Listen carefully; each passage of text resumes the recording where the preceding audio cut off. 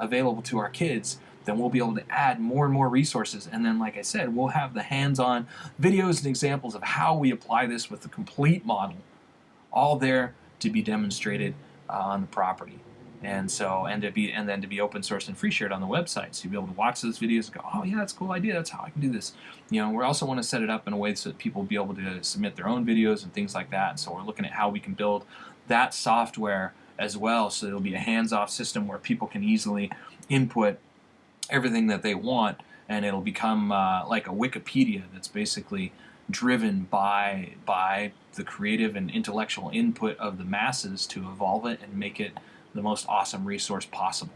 Free, available to everyone, constantly evolving, globally collaborative and cooperative, open source, and part of the big picture. So yeah, we're rocking the education program. Moving into next week, hopefully we'll be able to finish this relative space lesson plan, and then we'll be moving on to the next one. If we can get this one done, get it up on the website, then we'll start working on the next one, which, if I remember correctly, is the Matter lesson plan. So teaching all subjects in the context of food, industry, technology, and tangible matter, states of matter, that kind of stuff. We've actually started brainstorming on it already, and so some of those details are already coming together too. So that wraps it up for education. In food, highest good food, we got 20 more Food Forest plants added to the Food Forest page, which now, in combination with the Aquapini and Wallapini planting and harvesting page, brings us to well over 400 plants that have been researched and added to the website.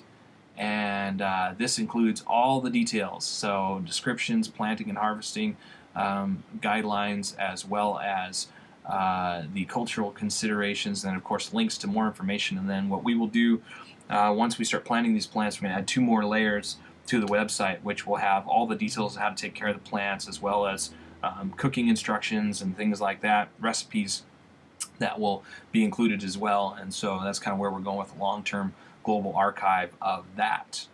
Also in food infrastructure, we've been working on the large-scale Aquapini, getting all that in SketchUp in 3D so that we can walk around it, work out the details. In this last week, we finished the cinder block details, we put in the supports there for the media beds, and realized that we'd made a couple of mistakes as far as elevations and things. And so moving into the future, we're going to be adjusting that. We're going to move the pond down a little bit because we've got the space to do that now. We're double checking all of our water heights. Then we start adding in all the piping and those kinds of details, and some other aesthetic details as well, so it becomes the best visual representation of what it is that we're creating as possible.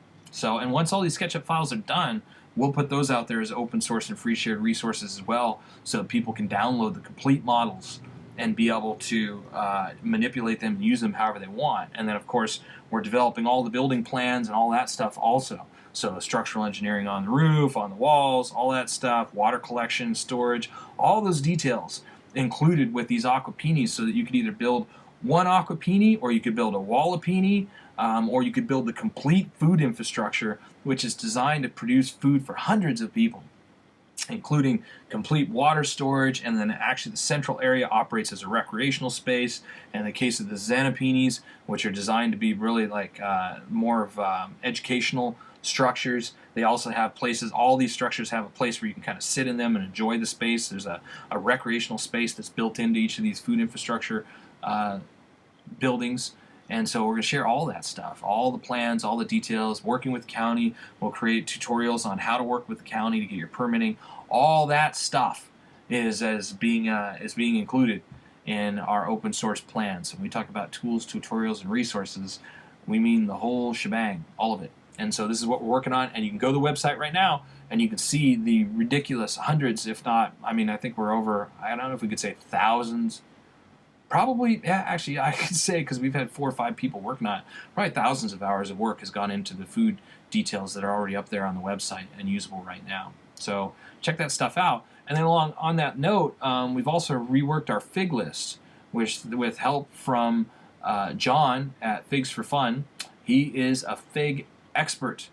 And so we'll be growing in Wallapini 2 will be growing over 40 different types of figs, and each one has a little bit different properties to it. And so we've also on the food infrastructure page, on the Aquapini and Walipini planting and harvesting page, we've now featured 10 of those figs so you can see the difference. Now, why would we be growing 40 different types of figs? I mean, you only probably recognize one or two at the grocery store.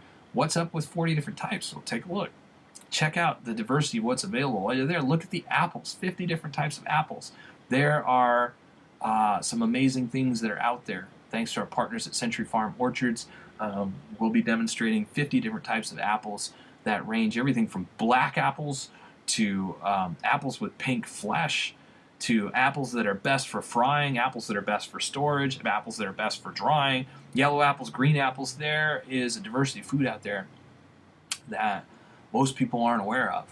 And this is a big part of when we talk about the betterment of society. We think that locally grown food is for the betterment of society. We think that food diversity is for the betterment of society. We think that more nutritious food is for the betterment of society.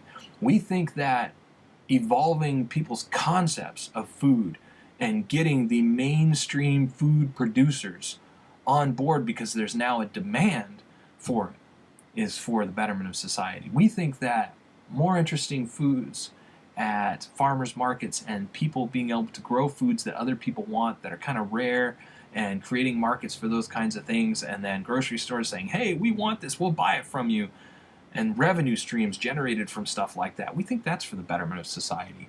And so in support of that, we're growing this amazing food forest. We're producing this amazing open source botanical garden model that will teach people how to keep track of the things that they're growing, accessioning everything that they're growing so that they can identify if they suddenly get a plant that is just a super amazing plant that does better in their environment than elsewhere, and how to be able to share seeds and plant material so that people have access to the things that they discover, and so that we can really take a stewardship approach to our food supply and get back in touch with it in a way that used to be commonplace, but now could be at a whole new level, never before seen in humanity, because we have access to the foods from around the world and the ability to communicate with people all over the world. What's working for them? What's going on with them? What have we developed? What have they developed? Let's share it. Let's make it better for everybody.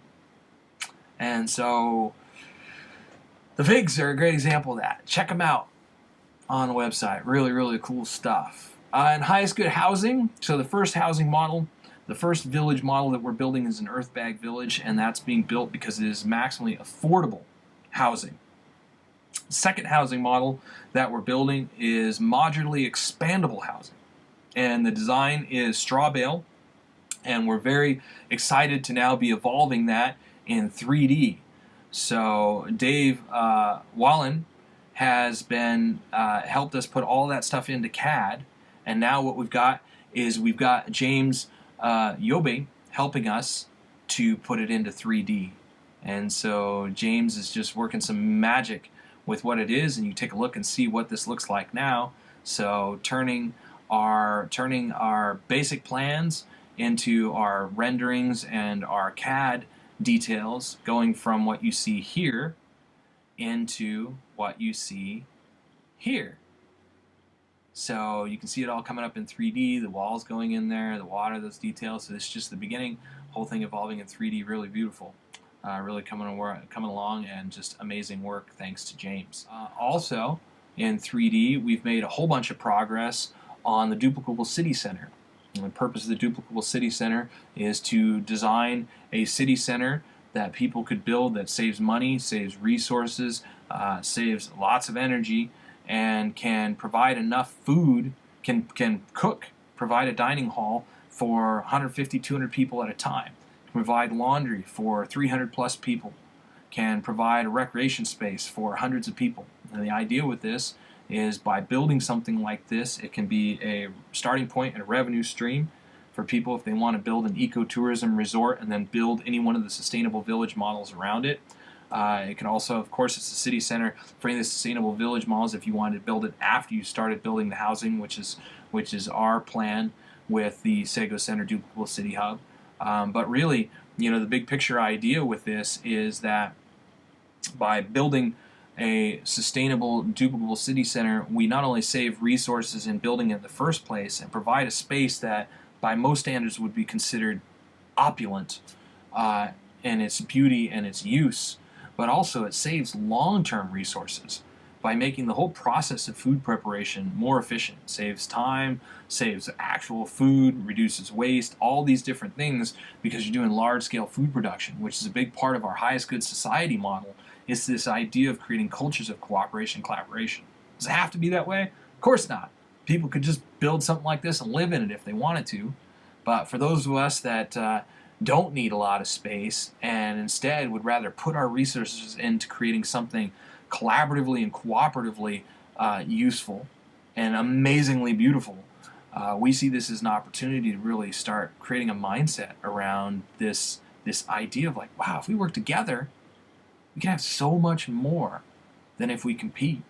If we combine our resources instead of walling off our resources, we can have so much more.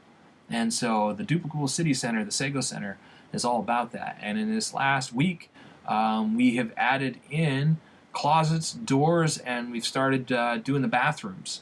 And so the team has been on all the closets and the doors. We finished the space planning that hadn't been quite finished from last week. Most of it was done, but we finished the space planning.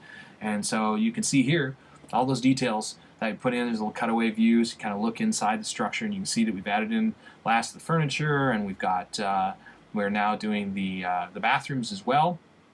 And so once we finish all of this stuff, then next we're going to start working on the entryways. So now when you walk down the halls, it actually looks the way it's supposed to. All the doors are there that need to be there, that kind of stuff. Now we've got to add in the additional entryways into those hallways and beautify all of that stuff.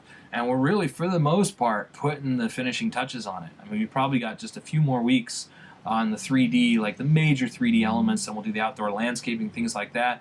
And hopefully we're going to be ready here in early 2014, like within the next few weeks. Our plan is to start working with P2S Engineering and working out those final details that we need from them.